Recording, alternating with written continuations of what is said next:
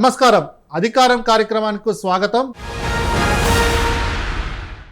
డిఎస్సిలో జరుగుతున్న అక్రమాలు, రిజర్వేషన్ వయలేషన్స్ మీద అధికారంలో ఈరోజు చర్చలో అంశంగా ఓసీ కేటగిరీ అంటే ఓపెన్ కేటగిరీయా లేకపోతే రెడ్లకు కమ్మలకు సంబంధించిన కేటగిరీ అన్న అంశం మీద మనకు స్టూడియోలో జాయిన్ అవుతున్నారు. డాక్టర్ పూర్ణచంద్రరావు గారు ఆల్ ఇండియా బీఎస్పీ పార్టీ కోఆర్డినేటర్గా ఉన్నారు.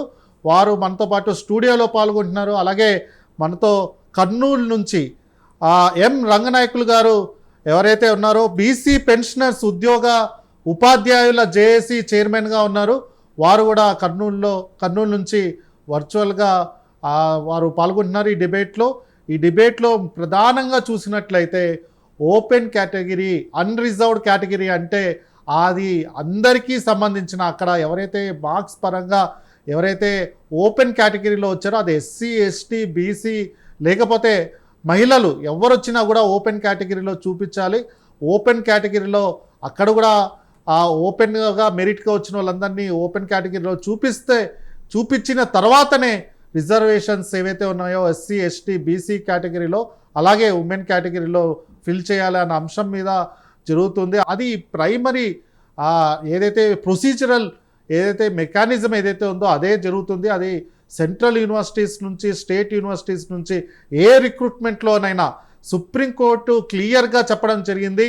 ఓసీ కేటగిరీ అంటే ఓపెన్ కేటగిరీ, అందుట్లో ఎస్సీలు, ఎస్టీలు, బీసీలు, మహిళలు ఉంటే మహిళా రిజర్వేషన్ ఉంటే మహిళలు ఎవరైతే ఉన్నారో వాళ్ళు ఓపెన్ కేటగిరీలో కట్ ఆఫ్స్ కనుక క్లియర్ చేసి ఉంటే వారిని ఓపెన్ కేటగిరీలోనే కన్సిడర్ చేయాలి. రిజర్వ్డ్ కేటగిరీకి కన్ఫైన్ చేసి ఈ ఓపెన్ కేటగిరీని ఓన్లీ అగ్రకులాలకు, రెడ్లు, కమ్మోళ్లకు సంబంధించిన కేటగిరీ కాదు అన్న అంశాన్ని, అది ప్రైమరీ సూత్రం. అది రిజర్వేషన్స్ అమలు చేయడానికి మనకు చేస్తున్న ప్రొసీజరల్ ఏదైతే మెకానిజం ఏదైతే ఉందో అది మనం చూడొచ్చు ఓపెన్ కేటగిరీలో. కానీ ఈరోజు మనం డిఎస్సిలో చూసినట్లయితే చాలా అక్రమాలు, చాలా రిజర్వేషన్ వయలేషన్స్ చూస్తున్నాం. ఓపెన్ కేటగిరీ అంటే కొన్ని కులాలకు మాత్రమే ఓపెన్గా ఉంచి ఎవరైతే ఓపెన్ కేటగిరీలో కట్ ఆఫ్స్ని క్లియర్ చేస్తున్నారో వాళ్ళందరినీ కూడా రిజర్వ్డ్ కేటగిరీలో చూపిస్తున్నారనేసి ఆరోపణలు వస్తున్నాయి. అలాగే విత్ ఎవిడెన్స్ ఆల్రెడీ మనకు పూలే టీచర్స్ ఫెడరేషన్ ఆంధ్రప్రదేశ్ వాళ్ళు కూడా వాళ్ళు పోస్టర్లు అలాగే పాంప్లెట్లు, ప్రెస్ మీట్లు పెడుతున్నారు. అక్కడ బీసీలకు ముఖ్యంగా రిజర్వేషన్లు ఏవైతే ఉన్నాయో బీసీ ఏబిసిడిఈ రిజర్వేషన్స్ ఏవైతే ఉన్నాయో ఆ రిజర్వేషన్లో బీసీలో 7%లో ఓపెన్ కేటగిరీలో వచ్చినా కూడా ఈ రిజర్వేషన్ కేటగిరీలో కన్ఫైన్ చేస్తున్నారన్న ఆరోపణలు వస్తున్నాయి. అలాగే మహిళలు కూడా ఓపెన్ కేటగిరీలో కట్ ఆఫ్ క్లియర్ చేస్తే వాళ్ళు రెస్పెక్టివ్ రిజర్వ్డ్ కేటగిరీలో అంటే బీసీ సంబంధించిన కేటగిరీలో ఉమెన్ కేటగిరీలోనే చూపిస్తున్నారు అన్న ఆరోపణలు కూడా అనేక జిల్లాల్లో ఇప్పుడు జరుగుతున్న డిఎస్సి రిక్రూట్మెంట్లో అనేక జిల్లాల్లో నుంచి మనం చూస్తున్నాం. దానికి వ్యతిరేకంగా బీసీ ఆర్గనైజేషన్స్ అలాగే ఆల్ ఇండియా బీఎస్పీ పార్టీ లాంటి పొలిటికల్ పార్టీలు కూడా ఈ ఇష్యూ మీద గవర్నమెంట్కి వ్యతిరేకంగా పోరాటాలు, ప్రెస్ మీట్లు అలాగే పాంప్లెట్లు ఇవన్నీ కూడా రిలీజ్ చేస్తున్నారు. గవర్నమెంట్ ఖచ్చితంగా రిజర్వేషన్ సూత్రం ఏదైతే ఉందో సుప్రీంకోర్టు గైడ్లైన్స్ క్లియర్గా చెప్పిన ఏదైతే పద్ధతి ఉందో ఆ పద్ధతిలోనే వెళ్ళాలనేసి కూడా తెలియజేస్తున్నారు. ఆ అంశం మీద డాక్టర్ పూర్ణచంద్రరావు గారిని ఈరోజు అడుగుదాం. సార్, మీరు కూడా రిక్రూట్మెంట్ బోర్డులో పనిచేసి ఉన్నారు, పోలీస్ రిక్రూట్మెంట్ బోర్డులో కూడా పనిచేస్తున్న చైర్మన్గా ఉన్నారు, అనేక రిక్రూట్మెంట్ మెకానిజమ్స్లో ఉన్నారు, స్టేట్ లెవెల్లో ఉన్నారు, మేబీ పర్హాప్స్ సెంట్రల్ గవర్నమెంట్లో కూడా రిక్రూట్మెంట్లో ప్రొసీజర్స్లో కూడా మీరు పాల్గొని ఉంటారు. సో మీరు ఈ అంశాన్ని ముఖ్యంగా డిఎస్సి రిలేటెడ్ అంశాన్ని, ఇప్పుడు జరుగుతున్న రిక్రూట్మెంట్ అంశాన్ని ఎలా చూస్తారు? ఎలాంటి వయలేషన్స్ జరుగుతున్నాయి? ముందుగా ప్రైమ్ 9 వారికి ఈ సమస్యని తీసుకున్నందుకు ధన్యవాదాలు తెలియజేస్తూ, మీరు కూడా మరి all India OBC students union ప్రెసిడెంట్గా వ్యవహరిస్తున్నారు మీరు, కిరణ్ కుమార్ గారు. మీ ఆధ్వర్యంలో కూడా మీకు కూడా ఈ విషయంలో అపారమైనటువంటి అనుభవం ఉంది. ఇందులో మనం ఏంటంటే ఇప్పుడు మెయిన్ పాయింట్ డిస్కస్ చేసేది ఆంధ్రప్రదేశ్లో డిఎస్సి టీచర్స్ సెలక్షన్స్లో మెరిట్ లిస్ట్ ఇచ్చారు, కానీ సెలక్షన్ లిస్ట్ ఇవ్వలేదు. సెలక్షన్ లిస్ట్ ఇవ్వకుండా మరి కాల్ లెటర్స్ పంపిస్తున్నారు, సర్టిఫికేట్ వెరిఫికేషన్ చేయిస్తున్నారు.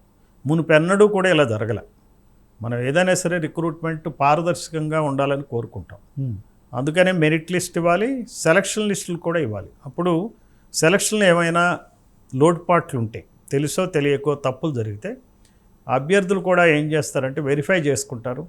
వెరిఫై చేసుకున్నాక దాన్ని మళ్ళీ మరి రిక్రూట్మెంట్ ఏజెన్సీస్కి రిప్రజెంటేషన్స్ ఇవ్వడం, ఆ తేడాలను బట్టి ఏదన్నా ఆ ఏజెన్సీలు సరిగ్గా వ్యవహరించకపోతే కోర్టులకు వెళ్ళటం, మరి న్యాయాన్ని పొందటం అనేది జరుగుతుంది. అంటే ఒక పారదర్శకంగా ఈ రిక్రూట్మెంట్ ప్రాసెస్ ఉండాలి. ఇక్కడ ఏంటంటే లక్షల కొలది అభ్యర్థులు ఒక రిక్రూట్మెంట్ టెస్ట్కి అటెండ్ అయినప్పుడు వాళ్ళకి తెలుసు ఆ 1,00,000 మందిలో కొంతమందికే ఉద్యోగాలు వస్తాయి, 90-95% మందికి ఉద్యోగాలు రావని అందరికీ తెలుసు. రానివాడు ఏమనుకోవాలంటే న్యాయంగానే నాకు మెరిట్ లేదు కాబట్టి, ఫలానా కేటగిరీ వాడిని కాబట్టి నాకు ఉద్యోగం రాలేదు అనే విషయం ప్రతి అభ్యర్థికి తెలియాలి. అప్పుడేమవుతుందంటే ఈ వ్యవస్థ మీద అతనికి నమ్మకం కలుగుతుంది. ఓహో, ఈ రిక్రూట్మెంట్ సరిగ్గా చేస్తారన్నమాట, ప్రభుత్వం వరకు సరిగ్గా చేస్తారు, పారదర్శకంగా ఉంటుంది. ఆ సాటిస్ఫాక్షన్ ముందు అభ్యర్థికి ఇవ్వాలి. ఉద్యోగం ఇవ్వలేకపోయినా కానీ ఉద్యోగం అన్యాయంగా నాకు ఈ వ్యవస్థ ఇవ్వలేదు అనే అభిప్రాయం ఉండకూడదు యూత్లో. ముఖ్యంగా యూత్లో కనుక ఆ అభిప్రాయాలు ఉంటే, వ్యవస్థ మీద కనుక నమ్మకం సన్నగిలితే అది మంచిది కాదు, దేశానికి మంచిది కాదు, రాష్ట్రానికి మంచిది కాదు, సమాజానికి మంచిది కాదు. ఎందుకంటే ఆ అసంతృప్తి జ్వాలలు ఈ ప్రజాస్వామ్యాన్ని కాల్చివేస్తాయి. అందువల్ల ముఖ్యంగా ఏంటంటే ఈ దృష్ట్యా మనం ఈ రిక్రూట్మెంట్ అంటే ఏదో ఒకళ్ళకి ఉద్యోగం ఇస్తున్నాం, 10 మందికి ఇస్తున్నాం, ఎవరికైనా కానీ ఉద్యోగస్తులే కదా, పేదవాళ్లే కదా, వాళ్ళకే ఇచ్చేసామని చేతులు దులుపుకునే పద్ధతి కాకుండా ఈ ప్రభుత్వాలు సరిగ్గా రిక్రూట్మెంట్ అనేది చేయాలి. ఈ ప్రభుత్వం యొక్క ఏదైతే ఉందో శీల పరీక్ష లాంటిది ఈ రిక్రూట్మెంట్ బాగా చేయటం అంటే అది ఒక శీల పరీక్ష. Okay sir. రంగనాయకులు గారు నమస్కారం. మీరు ఈ అంశం మీద చాలా ఉధృతంగా పోరాడుతున్నారు. అలాగే బీసీ రిజర్వేషన్ వైలేషన్ మీద కూడా అనేక సెమినార్లు మీ పూలే ఆర్గనైజేషన్ మీద కూడా మీరు కండక్ట్ చేస్తున్నారు. ఈ అంశం మీద మీకు చాలా అవగాహన ఉంది. ఎక్కడ ఎలాంటి రిజర్వేషన్ వైలేషన్స్ జరుగుతుంది అనుకుంటున్నారు, అది ఎవరు చేస్తున్నారు, ముఖ్యంగా ఇలాంటి ఇష్యూస్ ఉన్నప్పుడు బీసీ అభ్యర్థులు ఏం చేయాలనుకుంటున్నారు? సార్, ఇది ఈ రోజు విషయం కాదు సార్. 98-96 డిఎస్ఎస్ నుంచి కూడా రిజర్వేషన్ కేటగిరీస్ వాళ్ళను రిజర్వేషన్కే పరిమితం చేస్తూ ఓపెన్ కాంపిటీషన్ తీసుకోకుండా ఉండేటువంటి విధానాలు గత 30 ఏళ్ల నుంచి జరుగుతున్నాయి. రైట్. వాటి మీదకి సంబంధించి మేము గ్రూప్ 1 ఆఫీసర్స్ కూడా ఒక డెమోస్ ఇవ్వటం కూడా జరిగింది 96 డిఎస్సి మీద. ఇవాళ ఇంకా అప్లై చేసినటువంటి అభ్యర్థులు 3.5 లక్షలకు పైగా ఉండడంతో చిట్ట చివరకు వాళ్ళు ఏ స్థాయికి ఎదిగారంటే సెలెక్టెడ్ లిస్ట్ కూడా ప్రకటించకుండా డైరెక్ట్ గా ఏవి మనకి అర్థం కాకుండా పరిస్థితిలో ఇంతమంది ఉన్నారులే, ఎవరికో ఒకరికి వస్తుంది అనేటువంటి అపోహ క్రియేట్ చేయడం కోసం వాళ్ళు సెలెక్టెడ్ లిస్ట్ కూడా అనౌన్స్ చేయలేదు. ఏది ఏమైనా ఆ సెలెక్టెడ్ లిస్ట్ వస్తే గానీ అసలు విషయాలు బయటికి రావు. ఆ సెలెక్ట్ లిస్ట్ రావడానికి త్రూ కోర్టు ద్వారానైనా మనం అప్లై చేయాల్సినటువంటి పరిస్థితి ఉంది సార్. ఓకే. సో మీరు ఈ లీగల్ బ్యాటిల్కి రెడీ అవుతున్నారా? అంటే ఈ సంఘాలు ఏవైతే ఉన్నాయో మన పూలే టీచర్స్ ఫెడరేషన్ మీరు సో అవును సార్. నెక్స్ట్ ఇప్పుడు ఒకవేళ వాళ్ళు అపాయింట్మెంట్స్ ఇచ్చినను మనం సెలెక్టెడ్ లిస్ట్ మనం కోర్టు ద్వారా తీసుకున్నప్పుడు వాళ్ళు చిట్ట చివరికి మనకి ఎవరికి అన్యాయం జరిగిందో ఆ లిస్టు దగ్గర పెట్టుకుంటే మాత్రమే మనకు అర్థమవుతుంది సార్. అంతవరకు ఏం అర్థం కాదు. ఓకే. అంటే మీరు ఆరోపణలు చేస్తున్నది సెలెక్షన్ లిస్ట్ ఏదైతే order of merit category wise గా వాళ్ళు చూపించలేదు, విత్ మార్క్స్ కానీ లేకపోతే రోస్టర్ ప్రకారం ఎలా సెలెక్ట్ చేశాడు, ఎవరిని సెలెక్ట్ చేశాడు అనేది తెలియాలంటే ఏ కట్ ఆఫ్ కు ఏ కేటగిరీకి ఏ కట్ ఆఫ్ దగ్గర ఆగిపోయింది. అసలు మెరిట్ వాళ్ళు ఇప్పుడు ఎక్కువ మార్కులు వచ్చిన వాళ్ళు కూడా మాకు కాల్ లెటర్ రాలేదు, వెరిఫికేషన్ కోసం పిలవలేదు అనేటువంటి డైలమాలో ఉన్నారు. విద్యాశాఖ మంత్రికి మీరు ఏమన్నా లెటర్ రాయడం కానీ లేకపోతే సెక్రటరీకి రాయడం కానీ ఈ అంశం మీద చేస్తున్నారా సార్? వాళ్ళు ఈ అధికారులకు రాయడం వల్ల వాళ్ళు ఏమి మా పాలసీ ఇంతే అనేటువంటి ధోరణిలో ఉన్నారు సార్. వాళ్ళు ఒక కోర్టు డైరెక్షన్స్ ద్వారా మాత్రమే ఇది పరిష్కారం అవుతుంది. సో అంటే కోర్టు డైరెక్షన్స్ అంటే మీకు September 5th కల్లా వీళ్ళు అపాయింట్మెంట్స్ చేయాలి అనేసి వీళ్ళు చెప్తున్నారు. అంటే ఏదో అప్పటికల్లా అపాయింట్మెంట్స్ కంప్లీట్ చేసేసి ప్రొసీజర్ అంతా క్లోజ్ చేసేద్దాం అని ఉన్నారు. కానీ అంటే మీరు మండే కల్లా మనం కోర్టుకి అప్రోచ్ అవ్వాల్సిన అవసరం ఉంది. అవును సార్, మేము కొండేపి నుంచి మనకు ఫోన్లు వచ్చినాయి ఈ విషయం మీద. ఒక 4 క్యాండిడేట్స్ వాళ్ళు ప్రిపేర్ అవుతున్నారు. గుంటూరులో వైకే గారు ఉన్నారు, వాళ్ళకు ఆయన ద్వారా కోర్టుకు అప్రోచ్ చేసేటువంటి ప్రయత్నంలో ఉన్నారు సార్ వాళ్ళు. ఓకే, వైకే గారు చాలా అంశాల మీద కూడా చేస్తున్నారు, ఆల్రెడీ రిజర్వేషన్ ఇష్యూస్ మీద చేస్తున్నారు. సో ఇది కావాలనే చేస్తున్నారా? అంటే కొన్ని వర్గాలకి ఈ రిజర్వేషన్లు అంటే వర్తించాలి అంటే ఓపెన్ కేటగిరీ అంటే కొన్ని వర్గాలకు తొత్తు లెక్క చేస్తున్నారు, అంటే వాళ్ళకి రావడానికి ఇదంతా ఒక ఆర్గనైజ్డ్ క్రైమ్ లెక్క కనపడుతున్నట్టుంది. No doubt sir, no doubts, organised. Even అంతకుముందు గవర్నమెంట్ లో జరిగిన సచివాలయం పోస్టులు కూడా 50% వన్ సైడ్ గా ఇచ్చేసుకున్నారు ఓసీలకి. అంటే వాళ్ళంతా స్లాటర్ గా ఉంటారు సార్. ఇప్పుడు ఎవరైతే కొంతమంది అయినా కానీ ముందుకొచ్చి కోర్టు ద్వారా వాళ్ళు లిస్ట్ తీసుకొని మాకు ఇంత మెరిట్ ఉంది, మాకంటే తక్కువ వచ్చిన వాళ్ళకు పోస్ట్ ఎలా ఇచ్చారని కోర్టు ద్వారా క్వశ్చన్ చేసే వరకు ఈ సమస్య మనకు అర్థం కాదు సార్. అది ఆ ప్రయత్నంలో ఉన్నారు అభ్యర్థులు ఉన్నారు సార్. వీలైతే all India OBC students association నుంచి కూడా మేము కూడా, ఎందుకంటే ఆల్రెడీ సుప్రీంకోర్టులో రిజర్వేషన్ అంశాల మీద మేము పోరాడుతూ ఉన్నాం ఆల్రెడీ 2-3 అంశాల మీద. మేము కూడా వీలైతే ఆంధ్రప్రదేశ్ హైకోర్టుకి అప్రోచ్ అయ్యి ఈ అంశాల్లో క్లారిటీ లేకుండా, రిజర్వేషన్ అంశాల్లో క్లారిటీ లేకుండా చేస్తున్నారు, రిజర్వేషన్ ట్రాన్స్పరెన్సీ మిస్సింగ్, ఇక్కడ వెంటనే స్టే ఇవ్వాల్సిన అవసరం ఉందని కూడా మేము కూడా ప్లీడ్ చేసుకుంటాం. మీరు ఈ అంశం మీద మళ్ళీ మీ దగ్గరకు వస్తాం సార్. అంతలోపల సార్ గారితో మాట్లాడదాం. సార్ మీరు చూస్తున్నారు, రంగనాయకులు సార్ చెప్తున్నారు 30 ఏళ్ల నుంచి వీళ్ళు ఇదే సమస్య. 1998లో జరిగిన ఏదైతే రిక్రూట్మెంట్స్ ఉన్నాయో 90s నుంచి ఇప్పుడు దాకా జరుగుతున్న రిక్రూట్మెంట్లో ఓసీ అంటే ఓపెన్ కేటగిరీ, అన్రిజర్వ్డ్ కేటగిరీ పోస్టులన్నీ కూడా కొన్ని వర్గాలకే రిజర్వ్డ్ చేసినట్టుగా వాళ్ళు చెప్తున్నారు. సచివాలయ ఎంప్లాయీస్లో కూడా 50% ఓపెన్ కేటగిరీ, అంటే అందులో ఈవెన్ ఎస్సీ ఎస్టీ బీసీలు ఓపెన్ కేటగిరీలో క్లియర్ చేసిన కట్ ఆఫ్స్ని వాళ్ళని రిజర్వ్డ్ కేటగిరీలో చూపిస్తూ ఓపెన్ కేటగిరీని కొందరికే కన్ఫైన్ చేసినట్టుగా చెప్తున్నారు సార్. మీరు ఆల్రెడీ రిక్రూట్మెంట్ బోర్డ్స్లో మీరు చేస్తున్నారు. సో ఇది ఫస్ట్ టైం ఇలా, అంటే ఫస్ట్ టైం ఈ డిఎస్సిలోనే ఇలాంటివి అవుతున్నట్టుగా కనపడుతున్నాయి. అంటే ఈ డిఎస్సిది కొంచెం డిఫరెంట్. గత 30 సంవత్సరాలుగా ఒక పద్ధతిలో జరిగితే సెలక్షన్ లిస్ట్ ఇచ్చారు. గత డిఎస్సి సెలక్షన్ జరిగినప్పుడు మెరిట్ లిస్ట్ ఇస్తారండి. ఫస్ట్ మెరిట్ లిస్ట్ ఇచ్చినాక సెలక్షన్ లిస్ట్ ఇస్తారు. ఈ సెలక్షన్ లిస్ట్లో ఉన్న అభ్యర్థులకి కాల్ లెటర్స్ పంపిస్తారు. ఈ సెలక్షన్ లిస్ట్ బహిర్గతం చేస్తారు. ఈసారి బహిర్గతం చేయాలి. అది ఈసారి కొత్త మెథడ్ ఏంటంటే మా బహిర్గతం చేయాలి. అందుకనే ఈ పూలే టీచర్స్ ఫెడరేషన్ తరపు నుంచి అన్నం శ్రీనివాసులు గారు వాళ్ళు ఒక ప్రెస్ నోట్ ఇచ్చారు. ప్రభుత్వాన్ని కూడా వాళ్ళు రిక్వెస్ట్ చేస్తున్నారు. ఏంటంటే మీరు సెలక్షన్ లిస్టులు ఇవ్వండి. సెలక్షన్ లిస్టులు ఇస్తే ఏ అభ్యర్థికి ఎంత మెరిట్ ఉందో చూసుకుని ఆ కేటగిరీలో వచ్చిందో లేదో తెలుసుకుంటారు. ఆందోళనకి చెందకుండా ఉండేటువంటి అవకాశం ఉందని చెప్పి వాళ్ళు అడుగుతున్నారు. అంటే ఈ పాత సెలక్షన్స్కి ఈ సెలక్షన్స్కి తేడా అది. ఓవైపు మెరిట్ లిస్ట్, ఇంకోవైపు సెలక్షన్ లిస్ట్ ఇవ్వాలి. అది ఇవ్వలేదు కాబట్టి మనం ఈ రోజున చర్చిస్తున్నాం. సెలక్షన్ లిస్టులు ఉన్నప్పటికీ కూడా కొన్ని అవకతవకలు జరుగుతూ ఉంటాయి. అవకతవకలు జరిగితే మనం చెక్ చేసుకోవడానికి పనికి వస్తుంది. అవును సార్. ఇప్పుడు అవకతవక జరిగిందని ఈ క్యాండిడేట్కి ఎట్లా తెలుస్తుంది మీరు సెలక్షన్ లిస్ట్ ఇవ్వనప్పుడు? సో అందువల్ల ఏంటంటే ఇప్పుడు విద్యామంత్రి ఎవరండి? ఇప్పుడు ఆంధ్రప్రదేశ్ విద్యామంత్రి నారా లోకేష్ గారు. మరి ఆయన ఏంటి యంగస్టరు, చాలా ఐటీ సావీ, చాలా ప్రోగ్రెసివ్ మైండెడ్ అని చెప్తున్నారు. ఇట్లా ఎందుకు చేస్తున్నట్టు లెక్క? ఇప్పుడు ఇంతకుముందు ఇచ్చిన సెలక్షన్ లిస్ట్ ఇప్పుడు ఇవ్వకపోవటం ఏంటి? సో ఇది గమనించాలి.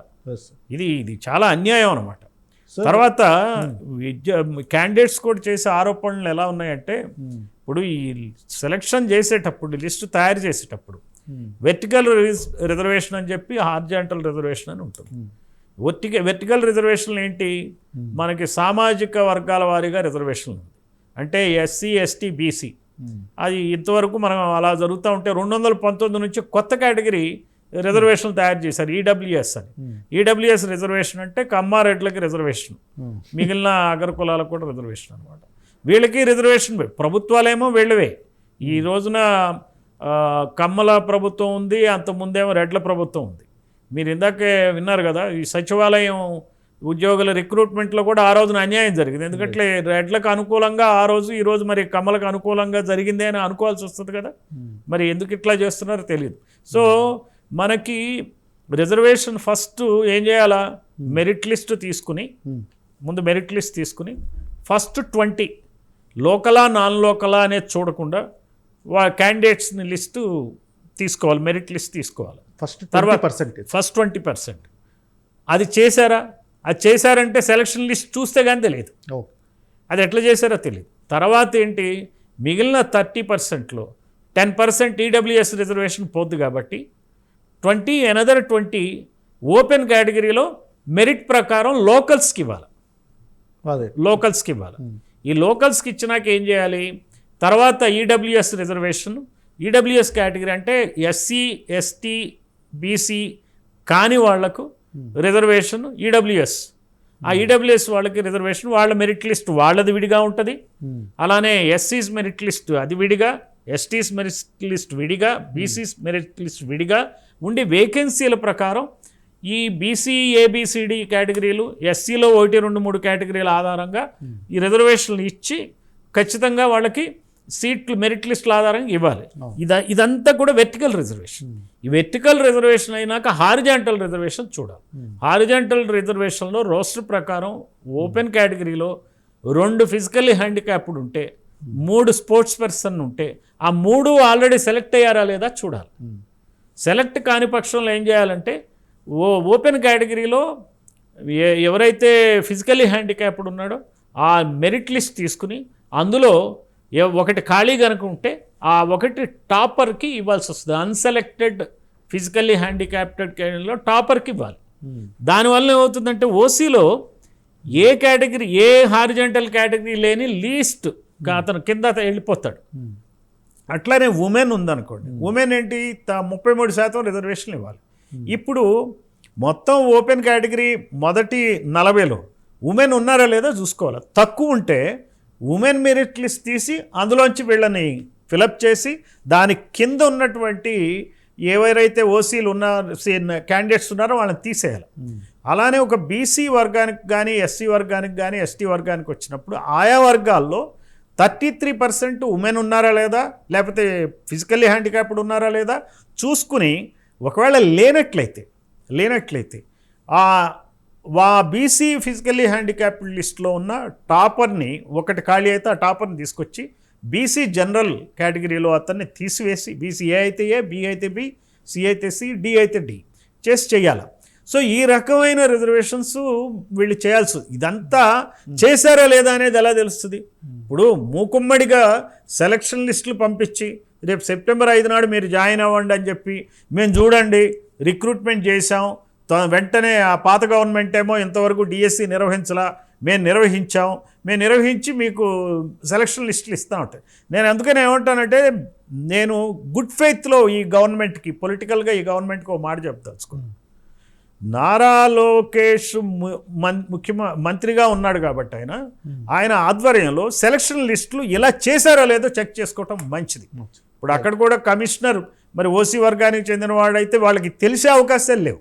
ఇప్పుడు ఈ ఆఫీసర్లో కూడా ప్రాబ్లం ఏంటంటే ఈ రూల్ ఆఫ్ రిజర్వేషన్ సరిగ్గా తెలియవు. ఏదో కింద అధికారులు ఏదో లిస్టులు చెప్పటం, తయారు చేయటం, మేము బాగా చేశాను సార్, కరెక్ట్ సార్ అని చెప్పుకోవటం. మరి అందులో కనుక స్కామ్స్టర్స్ కనుక ఉంటే వాళ్ళు ఏదో ఒక వాడికి అనుకూలమైన పద్ధతిలో రిజర్వేషన్ని అది అమలు చేస్తారు. ఇది చిత్రగుప్తుడు లెక్కల్లాగా ఉంటాయి ఇవన్నీ. అందువలన ఎవరో ఒక చిత్రగుప్తుడు, ఒక దురుద్దేశం ఉన్నవాడు నాశనం చేసేటువంటి పరిస్థితి ఉంది. అసలు సెలక్షన్ లిస్ట్ ఇవ్వటం అనేది పారదర్శకతను సూచించదు. 1, 2 ఒకవేళ ప్రభుత్వం కూడా కరెక్షన్ చేయాలంటే మరి అభ్యర్థుల నుంచి ఫిర్యాదులు వచ్చినప్పుడు కింద రిక్రూట్మెంట్ యంత్రాంగాన్ని కూడా సెట్ చేయడానికి పనికొస్తుంది ఈ సెలక్షన్ లిస్ట్ ఇవ్వడం ద్వారా. సో లేదు, మేము కావాలనే చేస్తున్నాం, మా వాళ్ళని మేము రిక్రూట్ చేసుకుంటాం, ఇవి గోప్యంగా ఉంటుంది, ఇంతవరకు మా కమ్యూనిటీకి చెందిన వాళ్ళు అసలు టీచర్లు లేరు, టీచర్లు అందరూ బీసీలు ఎస్సీలు ఎస్టీలే ఉంటున్నారు, సో మా కులాలకు చెందిన వాళ్ళు లేరు, మా కులాలకు చెందిన వాళ్ళు కనుక లేకపోతే రేపు టీచర్స్ అసోసియేషన్లో, ఫెడరేషన్లో మా నాయకులు ఉండరు లీడ్ చేసేవాళ్ళు, రేపొద్దున ఈ టీచర్స్ మొత్తం కూడా ప్రభుత్వాన్ని అట్టుడికిస్తారు. కాబట్టి ఈ ప్రభుత్వాన్ని అల్లాడిస్తారనే ఉద్దేశంతో ఏమైనా మిస్చీఫ్ చేస్తున్నారా? ఇదేమన్నా పెద్ద స్కామా? ఇది మనం గమనించాల్సిన అవసరం ఉంది. సో దీన్ని కూడా వీళ్ళు ఇంత కాంప్లికేటెడ్గా చేయడం వల్ల ఎవరికి తెలియదు అనుకున్నారు కానీ, బట్ ఇప్పుడు ఉన్న సొసైటీ ఆర్టీఏలు ఉన్నాయి, మార్క్స్ లిస్ట్ కంపారిజన్ చేసుకుంటారు, అవన్నీ జరుగుతాయి. కాబట్టి జాగ్రత్తగా ఉండాల్సిన అవసరం ఉంది. కానీ దీనికి ఇంకా లీగల్ బ్యాటిలే శరణ్యం అనేసి రంగనాయకులు గారు అంటున్నారు.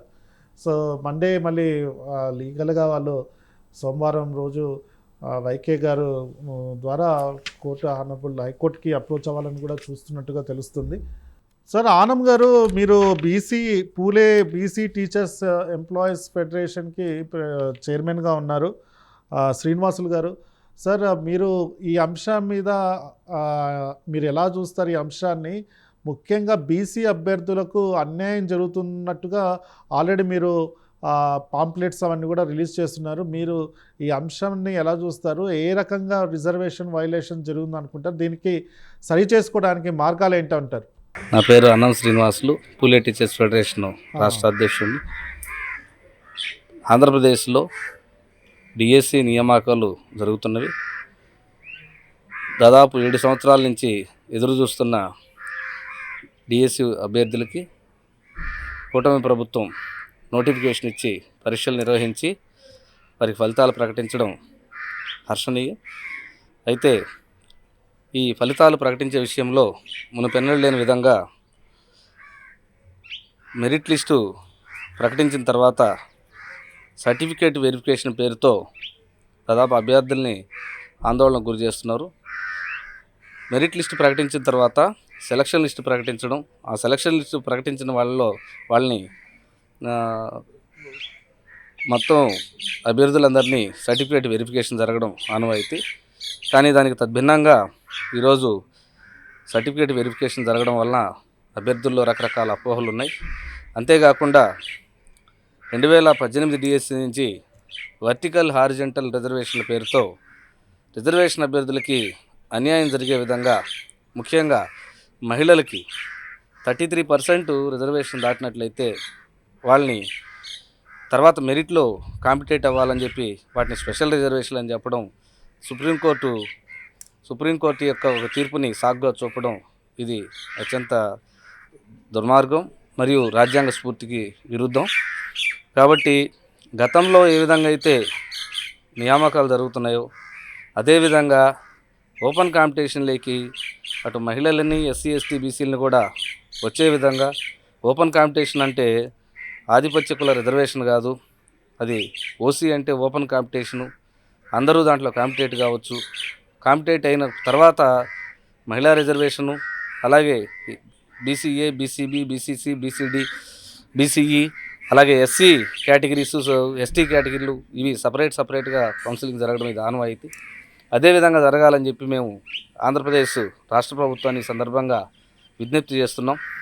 దానికి భిన్నంగా కానీ జరిగినట్లయితే అభ్యర్థులు ఆందోళన చెంది మాకు ఉపాధ్యాయ సంఘ నాయకులకి వాళ్ళు ఫోన్లు చేయడం, సెలక్షన్ లిస్టు గురించి ఆందోళన చెందుతున్నారు. కాబట్టి ఆంధ్రప్రదేశ్ రాష్ట్ర ప్రభుత్వం రిజర్వేషన్లకి భంగం కలగకుండా ఈ నియామకాలు జరపాలని చెప్పి, అలాగే సెలక్షన్ జాబితాల్ని త్వరలో ప్రకటించి అందరికీ న్యాయం జరిగేలా చూడాలని చెప్పి ఈ సందర్భంగా విజ్ఞప్తి చేస్తున్నాం. అంతేకాకుండా గతంలో ఈ రిజర్వేషన్లు సక్రమంగా అమలు చేయకపోవడం అనేది సందర్భం ఉన్నందువలన అలాంటిది మళ్ళా రిపీట్ అవద్దేమని చెప్పి ఒక ఆందోళన కూడా అభ్యర్థుల్లో ఉంది. కాబట్టి ముఖ్యంగా హారిజంటల్ రిజర్వేషన్ ద్వారా మహిళలు ఓపెన్ కాంపిటీషన్లోకి వాళ్ళని రాకుండా పరోక్షంగా అడ్డుకోవడమే కాకుండా, ఓపెన్ కాంపిటీషన్లో వచ్చిన వాళ్ళని తీసుకెళ్ళి వాళ్ళని 33%కి లిమిట్ చేయడం వల్ల, వెనకున్న వాళ్ళని తీసుకెళ్ళి రిజర్వేషన్లో కూర్చొని వల్ల రిజర్వేషన్లో కూడా జనరల్ కేటగిరీ అభ్యర్థులు కూడా తర్వాత వాళ్ళకంటే వెనకబడిపోయే పరిస్థితి ఉంది. ఓపెన్ అసలు మామూలుగా అయితే సమగ్ర కులగణన చేసి ఎవరి జనాభా ఎంత ఉందో అంత జనాభా ప్రకారం, జనాభా దామాషా ప్రకారం రిజర్వేషన్లు ప్రకటించాల్సిన సందర్భం కూడా ఉందని చెప్పి సందర్భంగా గుర్తు చేస్తూ, ఏపీలో జరిగే ఉపాధ్యాయ నియామకాల్లో ఇలాంటి అపోహలకు తావు లేకుండా నియామకాలు నిర్వహించాలని చెప్పి సందర్భంగా ఆంధ్రప్రదేశ్ రాష్ట్ర ప్రభుత్వాన్ని పూలే టీచర్స్ ఫెడరేషన్ తరఫున మేము డిమాండ్ చేస్తున్నాం. సార్ మొత్తానికి ఈ అంశం మీద ఆల్ ఇండియా బిఎస్పి పార్టీ ఏం చేయాలనుకుంటుంది అంటే ఈ అంశమే కాదు ఇప్పుడు ఇది అంటే ఈ వయలేషన్ అన్నది ఇంకా వేరే రిక్రూట్మెంట్ ప్రాసెస్లో కూడా జరగచ్చు, డిస్ట్రిక్ట్ లెవెల్లో జరగచ్చు, లేకపోతే స్టేట్ లెవెల్లో జరగచ్చు, జోనల్ పోస్ట్లో కూడా ఇలాంటి ఇష్యూస్ మీద రావచ్చు. సో దీనికి మార్గం ఏమంటారు, దీన్ని సొల్యూషన్ ఫైనల్గా ఏం చెప్తారు సార్? ఇప్పుడు ఈ ప్రభుత్వం చేస్తున్నటువంటి అవకతవకలు ఏవైతే ఉన్నాయో ఆంధ్రప్రదేశ్ డిఎస్సి టీచర్ల సెలక్షన్ విషయంలో అది వెంటనే ప్రభుత్వం సరిదిద్దాలి. ఉద్యోగం అంటే ఏదో ఒక వ్యక్తికి ఉద్యోగం కాదండి, ఆ ఒక తరానికి పనికొచ్చే ఉద్యోగం.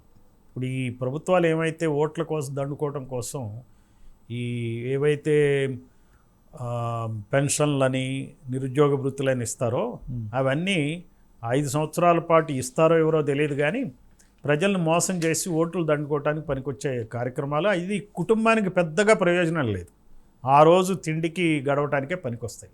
ఉద్యోగం అనేది అట్లా కాదు. ఉద్యోగం అనేది ఒక 30 సంవత్సరాల పాటు ఒక కుటుంబాన్ని ఆదుకుంటుంది, అతని స్థాయిని ఆత్మస్థైర్యాన్ని ఉద్యోగం అనేది పెంచుతుంది.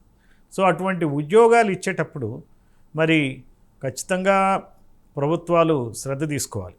ఇప్పుడు ఇందులో ఏంటంటే ఉద్యోగం అంటే రిజర్వేషన్లు ఎందుకు ఇచ్చారు? అంబేద్కర్ ప్రిన్సిపల్ ఏంటి రిజర్వేషన్స్లో? తరతరాలుగా దోపిడీకి గురయ్యారు కాబట్టి రిజర్వేషన్లు ఇవ్వాలి విద్యలో, ఉద్యోగాల్లో, అలాగే చట్టసభల్లో అని చెప్పి ఆయన 1931 నుంచి పోరాడుతూ వచ్చాడు ఆయన.